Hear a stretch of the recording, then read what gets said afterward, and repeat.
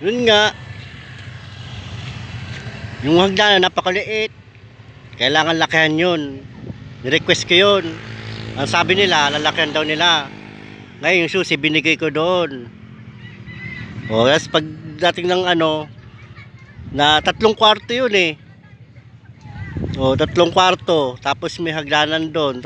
May, yung isa, may maiksi yung pinakakusina niya. Nilinis pa ako doon eh.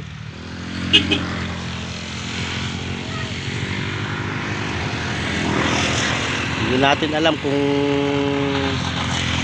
anong merong doon, bakit nagkakaganon. May terrace nga, ang terrace nun parang ang lit-lit, parang duwende yung may-an terrace nun eh.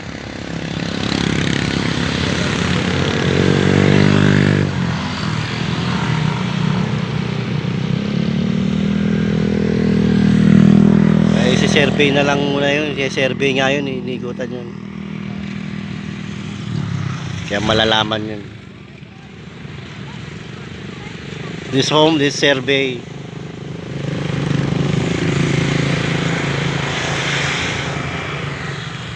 Alam na nila yun kung saan yun.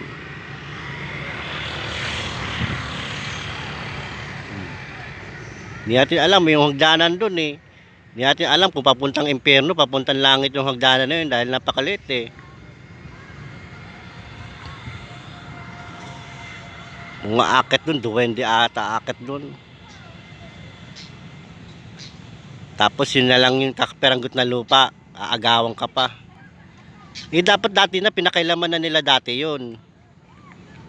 Eh kung kailang inumpisahan nila, saka nila papansinin. Hindi niya alam, sa immigration yan. Sa embahada yan, sa Hong Kong yan. 1073-1083. Russia, Philippines yun. Ramon Nocedo yun. Yun nga, senior junior isa lang rin yun.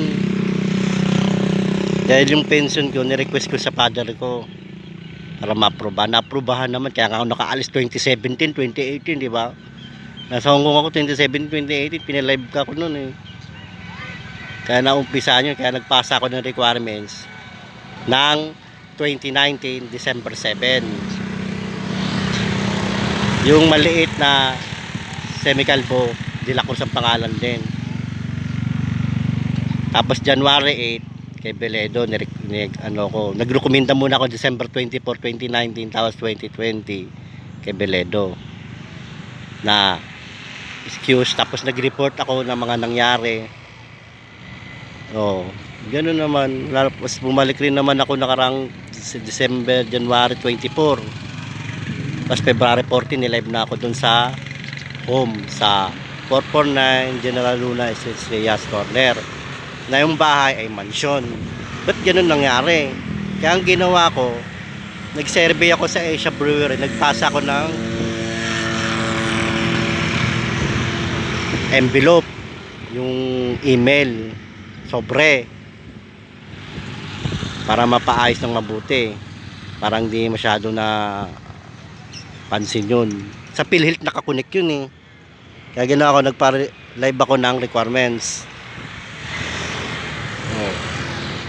Kaya yung iba, in-architect ko na lang para matapos lang, tapos saka na lang baguhin pa unti-unti. Eh nangyari, parang di nila na parang di malaman kung nangaagaw na kung nalaman nilang medyo maayos-ayos yung harap. Pero yung loob nun, 3 kwarto yun. Tapos makipot lang nga yung hagdanan. Hindi ka makakaapanik ng masyado mas maayos. Kaya yung ibaba, napakaliit. Kaya sinabi ko sa kanila, sila na lang bahala. Kunin ko sa LTO yun. Arnocedo Jr. Nagserbisyo ko. Hindi ako humingi kahit nagpasa ako requirements complete. Pati George City President, nagpasa ako para sigurado sureball. Anong nangyari? Parang daig pa ako hinold up eh. Daig pa nila hinold up yung mga requirements eh. So sumasahod sila sa akin, di nila alam. Kaya nangyari ganun. Kaya masasabi niyan, God bless. Ayun, may pinipituan yata dun. Oh.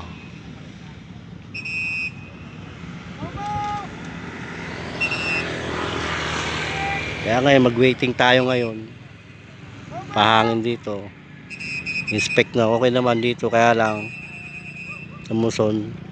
Muson to. Yan.